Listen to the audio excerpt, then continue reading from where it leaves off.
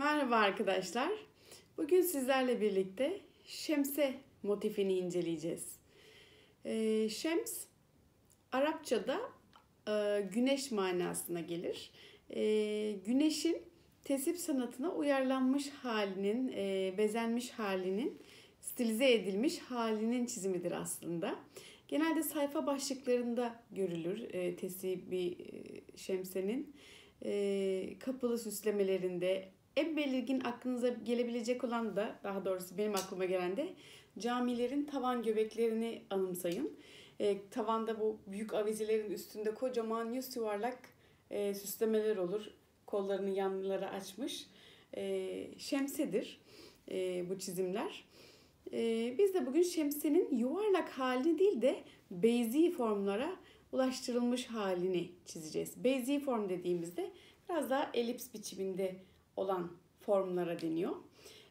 Bunun için gerekli malzemelerimiz, yine yuvarlaklarını da öğreneceğiz. Bu katlama işlemlerini falan iyicene detaylı öğrenebildiğimizde. Beyzi formu en basit şekliyle şu anki aşamada size göstereceğim. Şu ana kadar mesela öğrendiğimiz motiflerle nasıl bir helezon çizmeyi öğrenmiştik. Bu helezonu da şemsiyenin içine yerleştirdiğimizde ne kadar şık bir görünüm elde ettiğinizi görmenizi hissediyorum. Bütünde baktığınızda güzel bir şey tasarlamanın hazzını duymanızı istiyorum. Bunun için malzemelerimiz, bugün kullanacağımız malzemeler, eskiz kağıdımız tabii ki her zaman kullanacağız. 2 adet gönye, bir tane pergel, silgi ve kalem elbette ki. Gönyeleri niçin istemiştim? Geçen haftaki derste de bahsetmiştim. Doğru dikdörtgen çizebilmek için, bize alt zemin oluşturabilmek için her zaman çift cetvel, yani çift gönye kullanın. Bir tanesi düz de olabilir, bunun sorun değil. Ama bir tanesi mutlaka gönye olsun. Şu anda ne demek istediğimi anlatacağım. Ölçümü aslında hani şemsiyenin beyzi formunun net bir ölçüsü vardır denmez. Ama hani en çok kullanılan klasik tarzdaki ölçü 2/3'lük oran iyidir. Onun dışında asimetrik de kullanırım ben. Beyzi formdaki şemsiyeyi daha oval de kullanabilirim. Daha yuvarlak da kullanabilirim. Ama şimdi size 2/3'lük bir genişlikte şemsiyeyi nasıl yapacağımızı göstereceğim. Eskiz kağıdımız burada. Ben tam buradan orta noktasından katlamak istiyorum. İkiye ayırdığımızda diğer tarafına geçirebilirim diye. Bu arada ekranı yaklaştıracağım.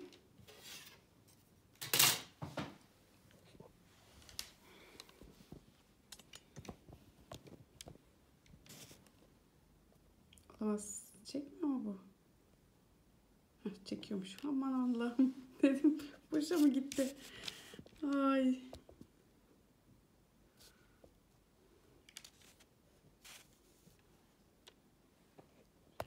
Bu arada YouTube için iMovie'yi öğrenmeye çalışıyorum demiştim geçenki derste. Fakat çok uzun dakika olduğu için iMovie YouTube'a yükleyemedi. Ya da ben bir şeyi yanlış mı yaptım? Onu bilemiyorum. Şimdi 9 santime 12 santimlik bir 6'ya mı 9 yapsaydık? O da çok dar olur. Şimdi şuradan cetvelimi eskiz kağıdımın alt noktasına bir yere koydum. Bakın şöyle.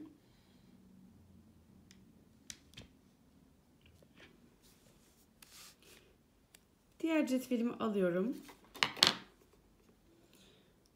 Rakamları rakamsız tarafı bu tarafa değecek biçimde, rakamlı tarafa değecek biçimde. Bunu kaydırmak suretiyle de eskizime tam bir dikdörtgen çizeceğim. Normalde sadece cetvelin şu köşesini kullanarak çizmeyi düşündüğümüzde mutlaka bir kayma oluyor ve tam dikdörtgeni elde edemiyoruz. Bu bizi yanıltır. Bu elbette ki 90 derece. Ama burada kalemin oynayacağı en ufak bir hareket gönyenin hizasını bozar.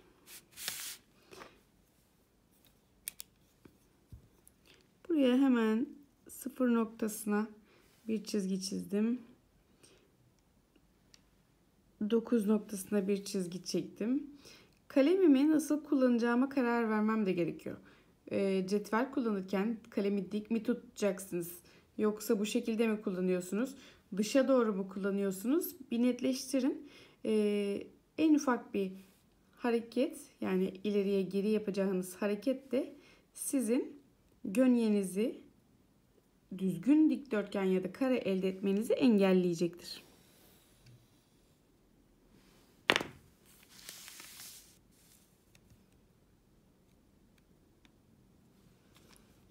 Biraz önce nasıl dik kullandıysam kalemimi şu anda yine dik kullanıyorum.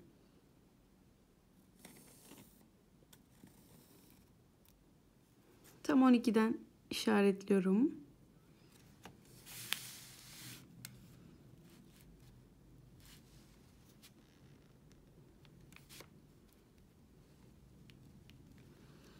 Cetvelimi yine sıkı sıkı tutuyorum.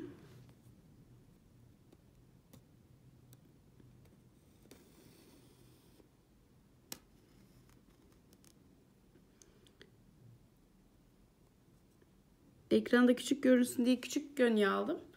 Bizim buradaki kırtasiyeden uçları çok tırtık tırtık. Siz şey alın. Hatas marka iyidir. Çok dandik bir gönyeymiş.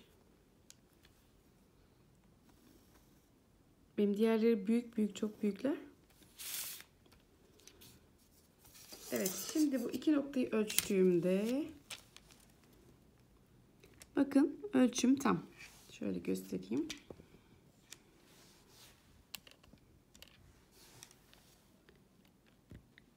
Dokuz santim.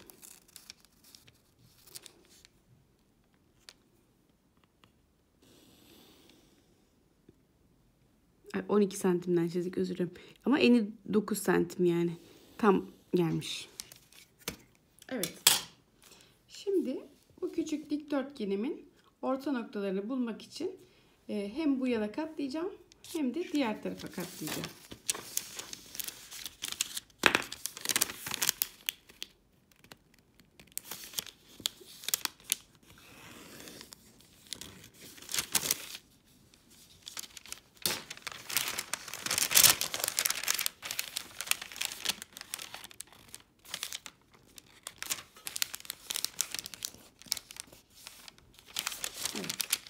Şimdi tam orta noktamızı da buldum. Buraya pergelimin tam orta noktaya iğne ucunu değdiriyorum, batırıyorum. O yüzden altına da birkaç kat kağıt koyun ki masanızda delinmesin. Buraya bir daire çizdim. Her seferinde şemsiye çizerken dikdörtgenler, daireler elbette ki çizmeyeceksiniz. Fakat siz şimdi yenisiniz.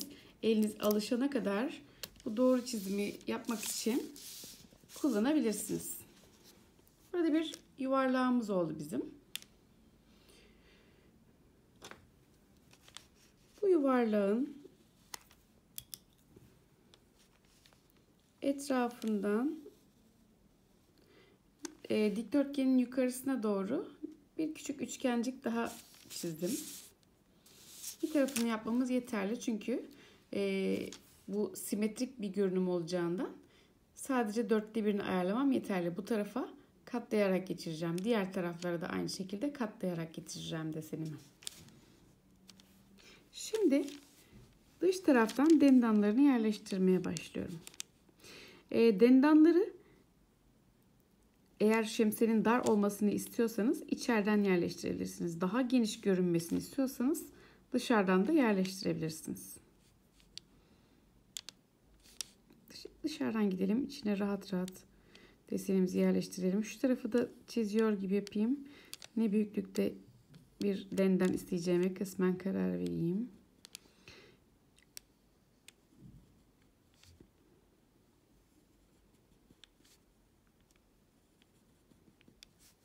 Normalde yuvarlak buraya doğru gidiyordu. Biz şimdi dışarıya doğru çizdiğimiz üçgenin hizasından gidiyoruz.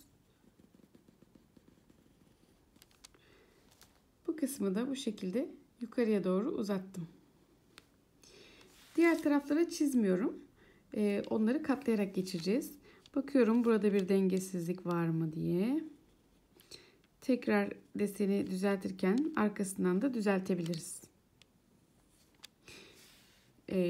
Dengesizlik olduğunu düşünüyorsanız arkasından tekrardan düzeltebilirsiniz.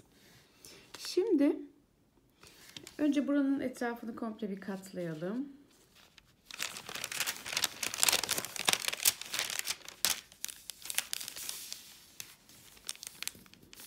Simetrilemek budur. Yani bir şeyi kafanızda netleştirdiğinizde deseni diğer tarafa katlayarak geçirdiğinizde o net desen zaten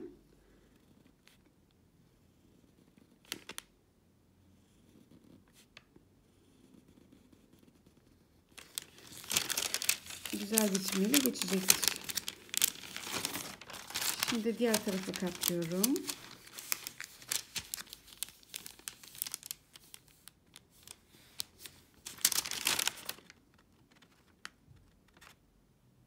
Şurayı bir tane daha bölsek miydi acaba diye düşündüm ama evet, bölelim bence. Gözüme pek bir uzun geldi şu anda katlayınca.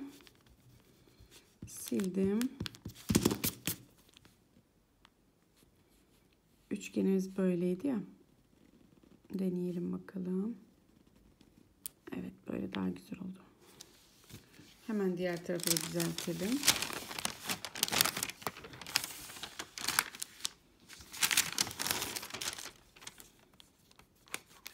Bu bizim eskizimiz ya hani. İstediğimiz gibi desenin içinde oynamalar yapmaya devam edebiliriz.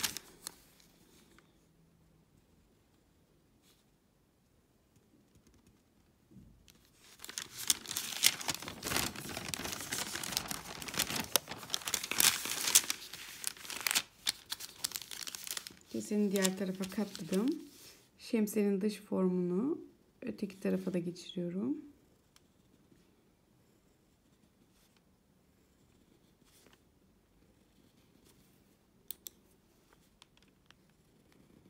Tam bu köşeye kenara gelecek olan yere, yani katladığımız yere yarım bir denden getirin ki katlandığında tam orta nokta bütün dursun diye, daha yuvarlak görünebilsin diye.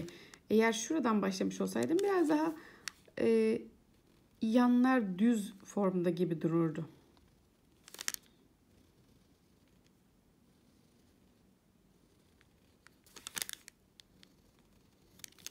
Evet. Şimdi aynen cilt kapaklarındaki gibi geniş tombulca bir şemse, beyzi formda şemsemiz dış formu olmuş oldu. Bunun içerisine yerleştireceğim esin helezonunu da çizeyim. Bunun içinde ne yapıyorduk? Bir daire çiziyoruz. İskelet.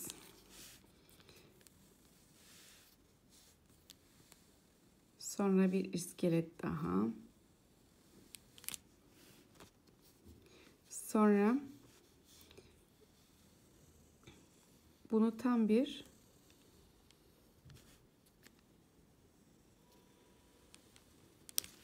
S'ye dönüştürüyoruz.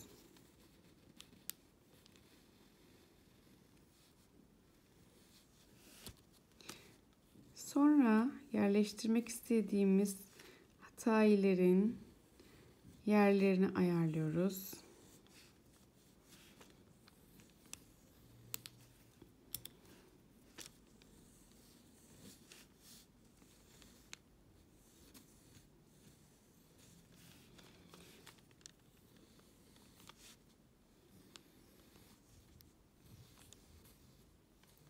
Yine en klasiğinden bir şekil yaptım. S şekli.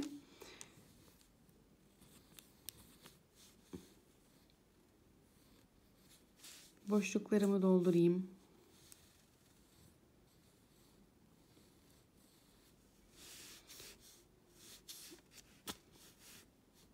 Yine merkezi buradan başladığımı düşünürsem eğer, yönlerim ona göre bu istikamette gidiyorsa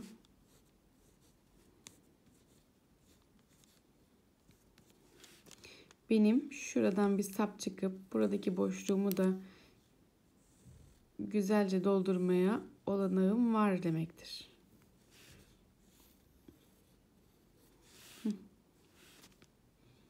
Bu dolduruşu neye göre yapıyorum? Şimdi dışta artık bir form var.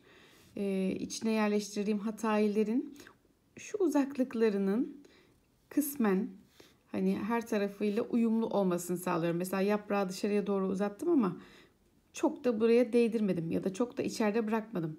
Çok içeride kalırsa mesela şunları buraya çıkmamış olsak bu yaprakları, bu alan boş gibi duracak.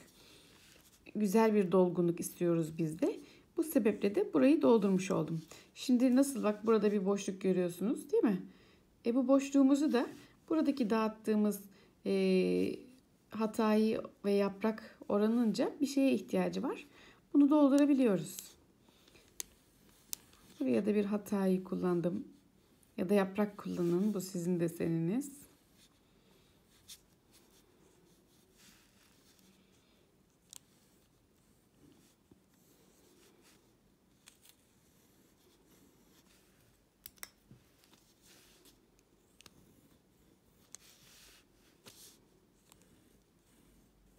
Evet, işte bir iskelet. Şemsiye iskeleti ve helezon iskeleti. Şimdi tam karşısına başka bir iskelet daha çizeyim. Bu sefer dendanlarını biraz daha farklı harekette yapalım. Helezonunu da hani yaprakla başlangıç demiştik ya, öyle bir başlangıç yapıp hataylandırmasını da size bırakayım. Katlıyorum. Tekrardan dikdörtgen çizmeyeceğim. Daire çizmeyeceğim. Buradaki formumu, niye karanlık göründü?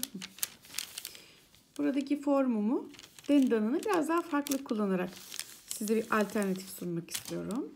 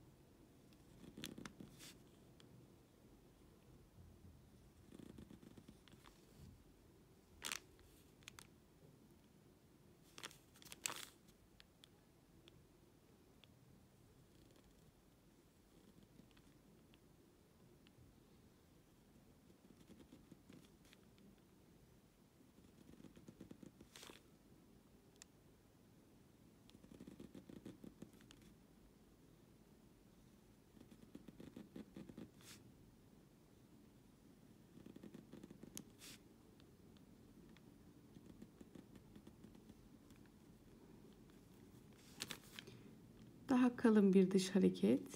Boyandığında biraz daha içlere renk girebilecek alanlar yaratıyorum şu anda.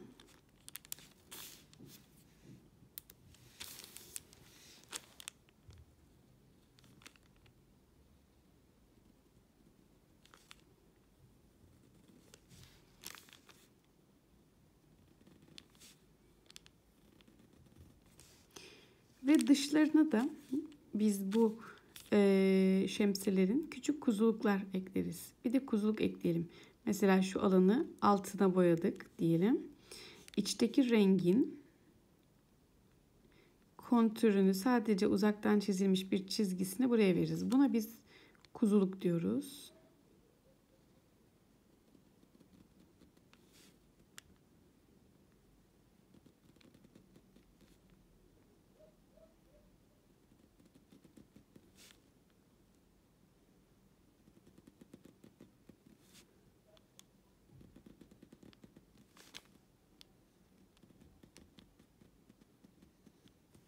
Evet.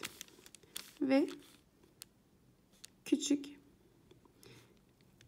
tığlarla, küçük kuzularla ve küçük tirfillerle dışta kalan kısımları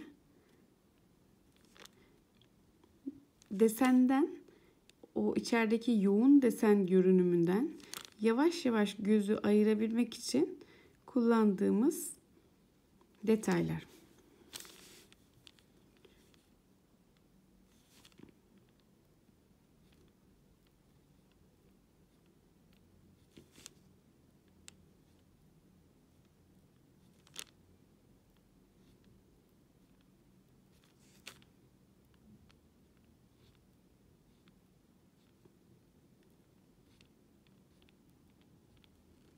Bunlar hep tek renk ya da bir iki renkle yapılır genelde. Ve çizerken hani hatayilerle de yapraklarda da diyoruz ya, orta noktaya bakıyormuşçasına bir meyil veriyoruz.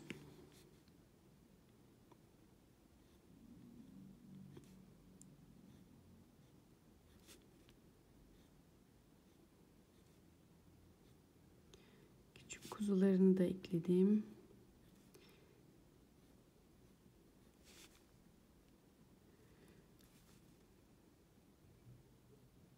Burayı biraz daha gösterişlisi olsun.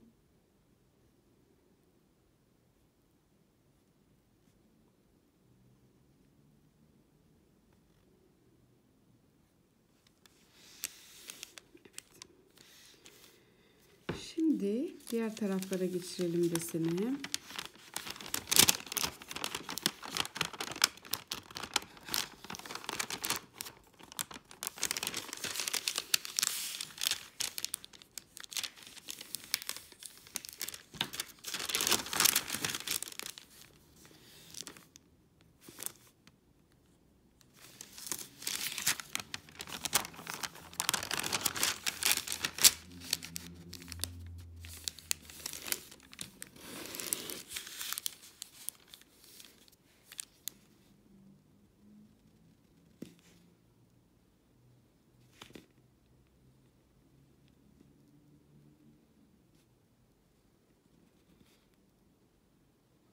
Deseni netleştirdiğinizde simetrilerken aynı şeyi geçirmeye özen gösterin. Çünkü bambaşka durabilir. O yüzden de ilk çizdiğiniz şekli zihninizde netleştirdiğinizden de emin olun. Çünkü artık onu her tarafa geçireceksiniz.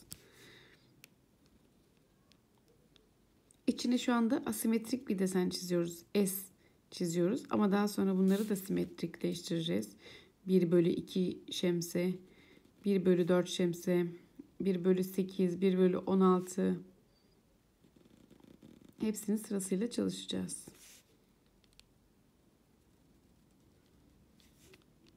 İnşallah çalışmalarınız da seri biçimde devam ediyordur. Elinizi asla soğutmayın. Hani her gün 16 dakika kuralıyla başlamıştık ya. O dakikayı hem artırın hem de çalışmaktan asla vazgeçmeyin. Her gün mutlaka.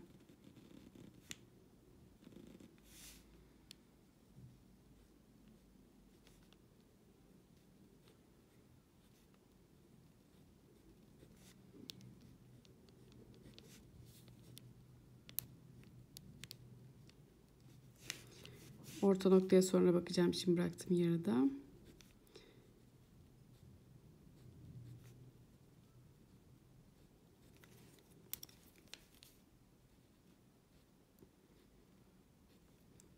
Bu kısım fırça hareketleriyle böyle incelik kalınlık vererek düzenleyeceğimiz bir alan.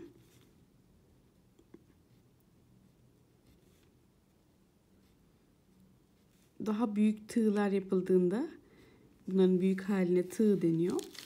Daha büyük tığlar yapıldığında trilling bile kullandığımız oluyor arada.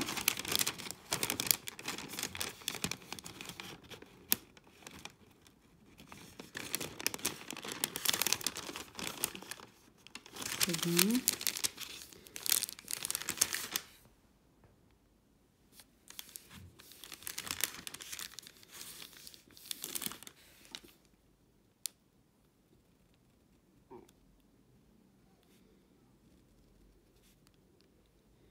Bölümler ilerledikçe yayın süresi de uzamaya başladı.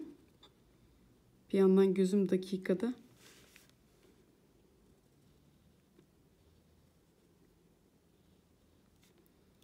Dakika uzadıkça da YouTube'a yükleme süresi gerçekten çok uzuyor. Sürekli kontrol etmek zorunda kalıyorum.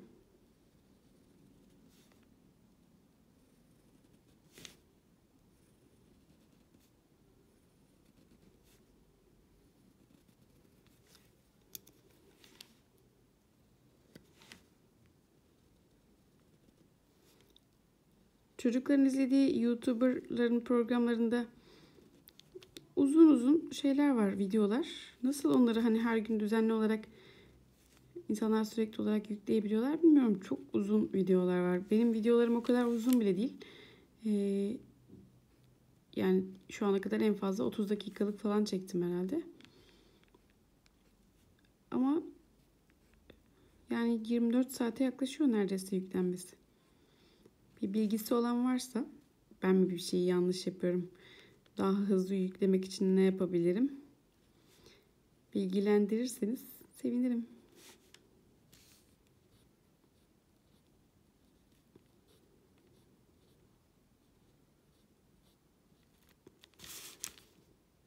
Küçücük bir detay ama o kadar güzel bir etki veriyor ki. Hızlı hızlı yaptım.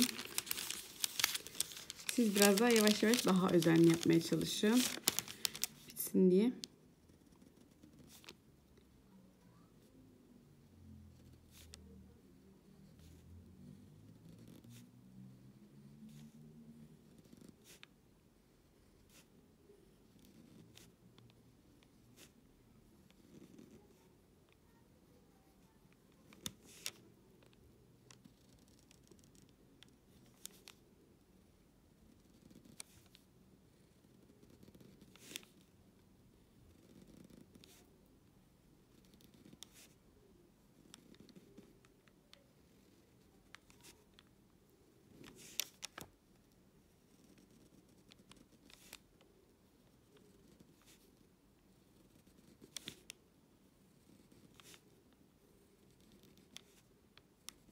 Aslında bunun çizimini neyse bakalım.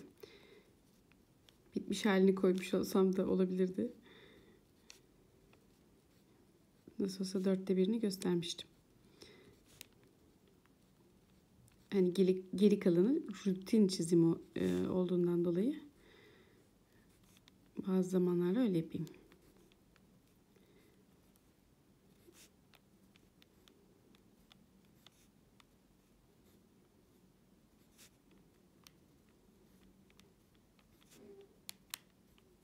Evet.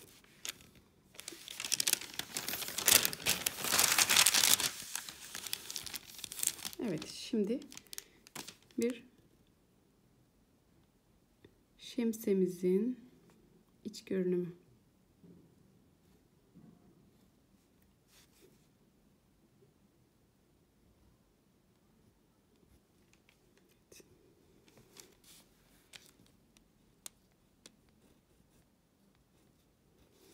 Evet. Şimdi yine ben bunun içine bir helezon çiziyorum.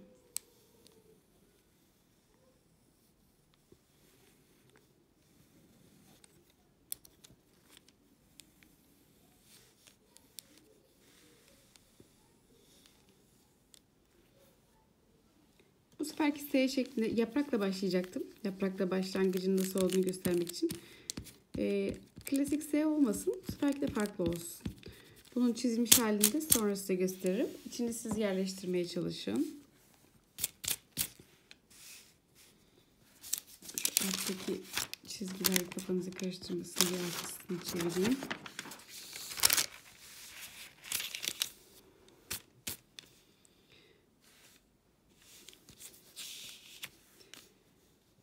Şimdi bu alt kısmı güzel bir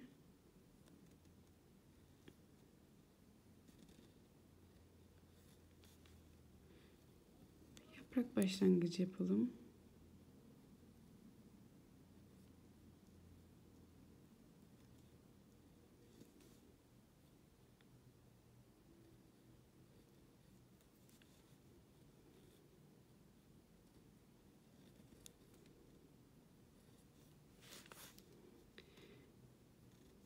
buradan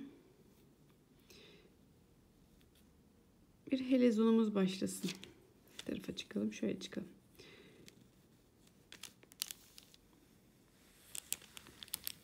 Bu sefer S biçimi yok. Hani ne demiştik? Merkezsel hatayilerle başlangıç noktası var. Bir de yapraklarla başlangıç noktamız olabiliyor. Buraya yaprağımdan başlamış güzel bir helezon çıktım. Klasik bir S yapmadım. Şunu biraz daha açalım. Şuradaki mesafe kadar yaklaşsın. Evet. Sonra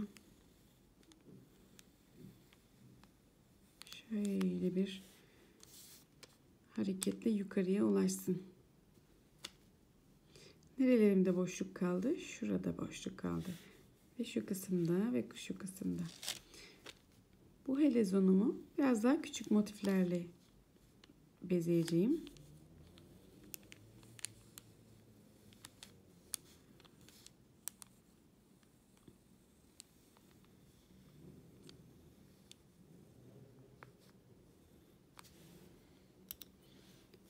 Yönüm nasıl oldu? Yapraktan başladım. Ok işaretlerim bu yönde.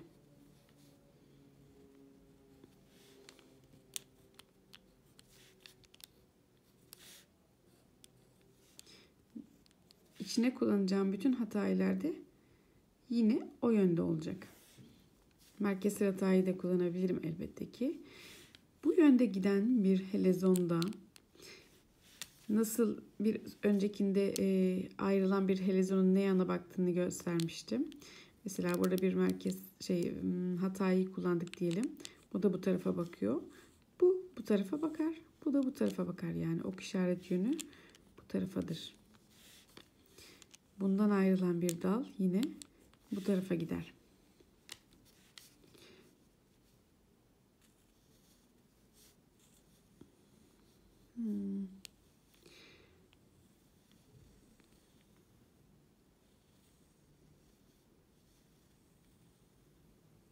Bir helezon daha döndüm.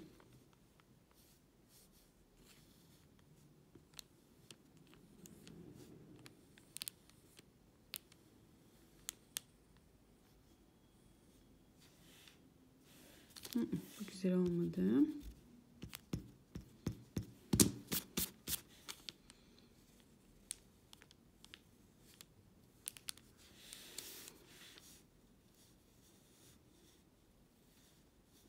Tekrar bir sap daha çıkayım. Tekrar bu içteki helezonlardan çıkmaktansa buradaki alanımı da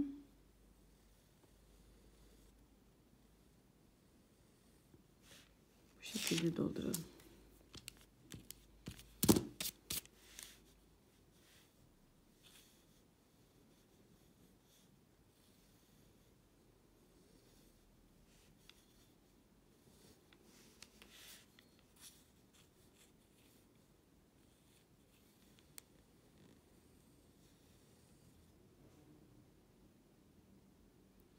Şimdi burada birbirine devam eden birçok helezon var. Bu helezonları da şurada küçük bir boşluğum daha var. Tekrar sap çıktım. Küçük hataylarla dolduracağım. Çok fazla büyük kullanmak istemiyorum. Çünkü daha fazla helezon var ve burada bir tesip deseni çizmek üzere küçük hataylar kullanacağız. Hemen şu iki sapın kesiştiği yere bir hatayı koydum. Devam ediyorum.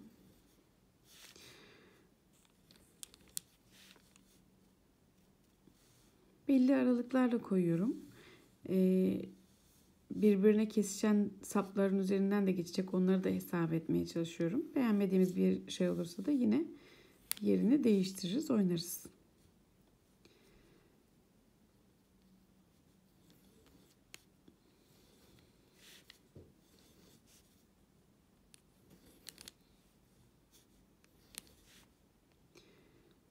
Şu ayrımlara bazen vazolar da kullanabiliriz. Vazo diyoruz biz buna.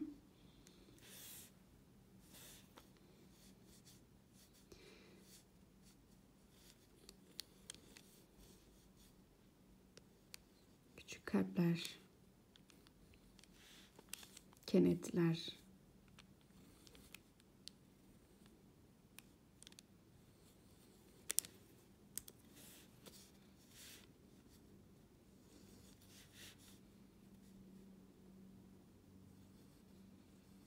Kalpleri yine sap ayrımlarında da kullanabilirsiniz.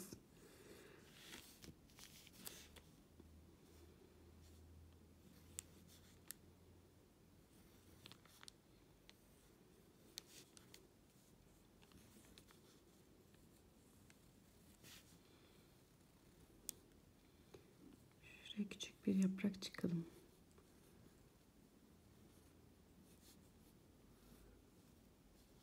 Ya da yaprak yapıp üstüne bir hata yapabiliriz.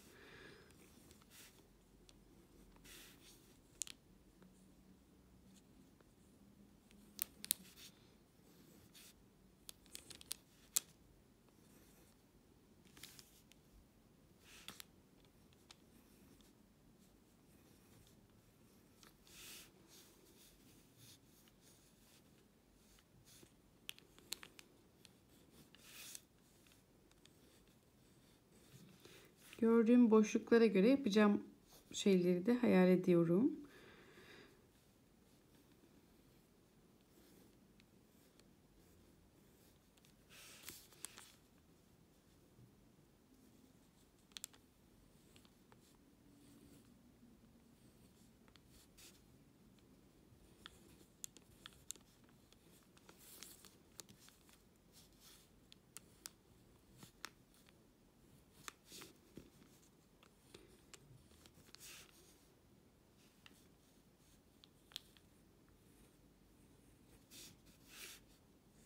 Evet. Hata eğlendirmesi size kalsın. Hem biraz uğraşmış olursunuz. Yönler inşallah kafanızı karıştırmamıştır. Şöyle biraz daha ok işareti yapayım mı acaba?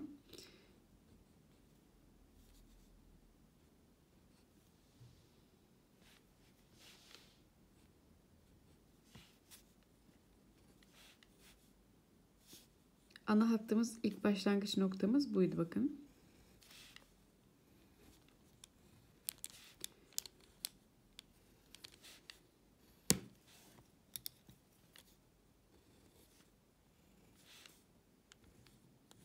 İçe kadar gitti. Sonra buradan bir hat daha çıktım.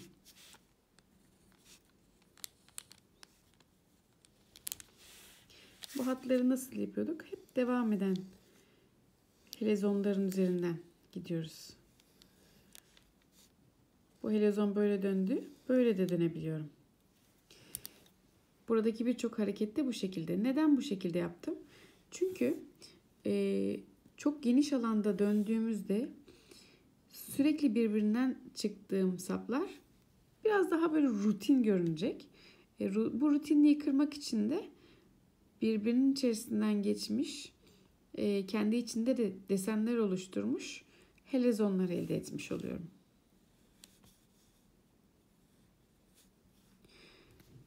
İlk etapta bu birazcık kafanızı karıştıracak. Yönler şimdi kafanızı karıştıracak biliyorum. Ama neticeyi gördüğünüzde, benim hatalendirilmiş versiyonunu gördüğünüzde zihninizde netleşecektir. Öğrencilerimden de tabii ki ödevlerini bekliyorum. Bunun çözümlenmiş halini, hatalendirilmiş halini, ikisinin de. Onlardan daha çok anlayabilirim ne anlaşıldı, ne anlaşılmadı.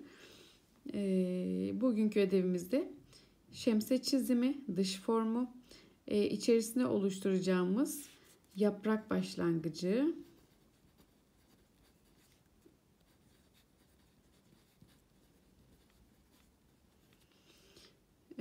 ve küçük hatayilerden oluşturulan bir tesip deseni. Diğeri halkar deseni diye niye ayırıyorum? Bilmeyen arkadaşlar için, şimdi biz biliyoruz halkar deseni, tesip deseni deyince sıfırdan başlayan bir insan elbette ki şu anda çok fazla anlamıyordur.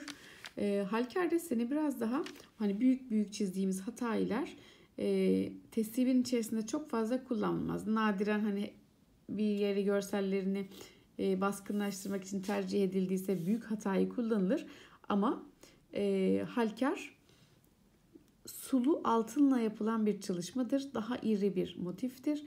Tesip hani lacivert zemini gördüğünüz Kur'an-ı Kerimlerin dışında gördüğünüz küçük küçük çiçeklerden oluşan renkli zemine sahip olan kısımdır. İkisinin deseninin tarzı ve formatı da birbirinden farklıdır. Fotoğraflarını atacağım. Hatalı hallerini de sizlerden bekliyorum. Görüşmek üzere inşallah. Bol çalışmalar. Kanalıma abone olmayı unutmayın. Her zaman söylediğim gibi. Birebir WhatsApp derslerinde iletişimine geçmek isteyenler de telefon numaramdan WhatsApp'tan mesaj atırlarsa geri dönüş yapabilirim. Kolay gelsin. İyi geceler.